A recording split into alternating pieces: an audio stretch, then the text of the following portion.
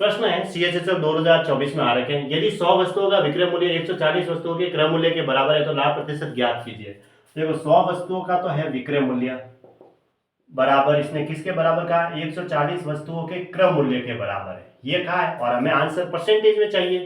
तो हम यहाँ लिख देता हूं क्रय मूल्य क्या होगा और विक्रय मूल्य क्या होगा।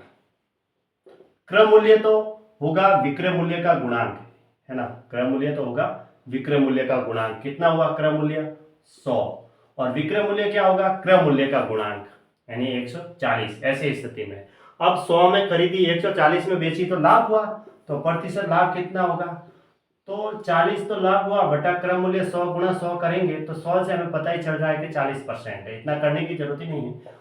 हमें पता है कि 100 में खरीदी 140 में गई तो 100 के ऊपर तो 40% का ही प्रॉफिट हो रहा है, डायरेक्ट हम 40% पे टिक कर सकते हैं। एक लाइन का प्रश्न है, एक वस्तु का क्रय मूल्य 2500 से बढ़कर 3000 रुपए हो गया तो प्रतिशत वृद्धि ज्ञात कीजिए। 2500 रुपए से 3000 रुपए हो रहा है तो कितना प्रतिशत वृद्धि पूछा इसने, प्रतिशत वृद्धि, तो कितने वृद्धि होना कम होना अंतर होता है तो डायरेक्ट अंतर ले लो। 2500 से 3000 हो रहा है तो 3000 माइनस 2500 कितने का अंतर हुआ, 500 का। अब प्रतिशत वृद्धि पूछा है तो कम वैल्यू को नीचे रखनी है ना, 2500 कम है 3000 से तो 2500 को नीचे रखा और गुणा में 100, परसेंटेज में आंसर चाहिए इसलिए 100 से 100 घटा, ये 5 बार घटा और ये 20 बार, तो कितना आया 20% इसका आंसर हुआ, यानी कि ऑप्शन ए राइट है 20%।